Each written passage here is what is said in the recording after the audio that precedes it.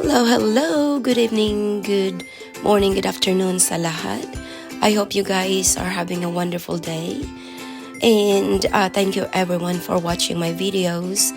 And to my members and my members and new members, maraming salamat din po sa support.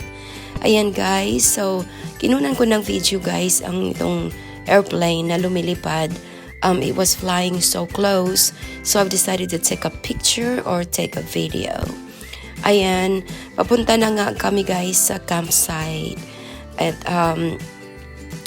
ang layo ng drive namin ay 1 hour and 40 minutes papunta sa campsite.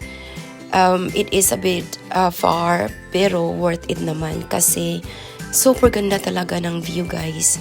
You will see it on my next upload videos.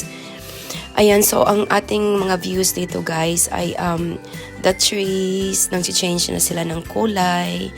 Ayan, nagtaturn na sila ng yellowish orange color because it is going to be fall season na talaga dito sa amin. Ayan, if you notice, the trees are changing colors. Ayan, so nag-i-enjoy kami habang nagda-drive. Papunta sa campsite, medyo malayo-layo ng konti. At saka secluded talaga yung campsite na to guys. Private campsite ang pupuntahan namin. You have to be a member or you have to have your own spot to camp here. Hindi lang basta-basta nakakapasok kung sino-sino ang ng mga tao na magka-camping. Talagang kailangan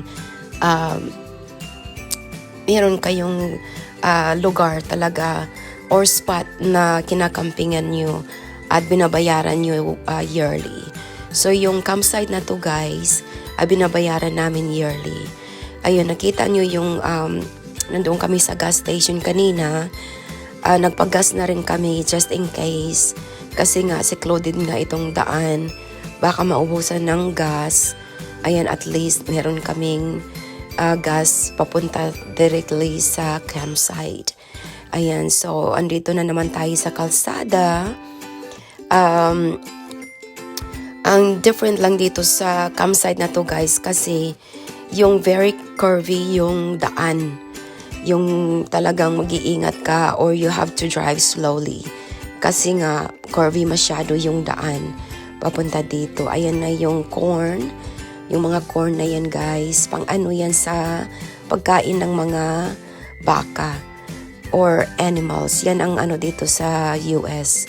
Mga farmers nag-grow sila ng corn for their animals. Pagkain ng kanilang animals. Ayan. So medyo malapit-lapit na rin tayo guys dito.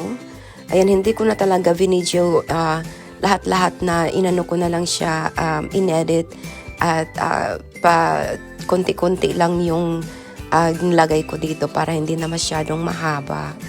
Ayan, I love the view guys. Just driving around the trees, around nature. Ayan, very relaxing na kaagad. Ayan, so kahit hindi mag-camping or mag-drive around lang kayo guys, just to see the view of Mother's Earth's creation. Ayan, masaya na ako. Ayan. Pero I prefer to go camping with my family, lalo na yung aking mga apo. Yan ang gustong-gusto nilang gawin. Yung mag-camping kami.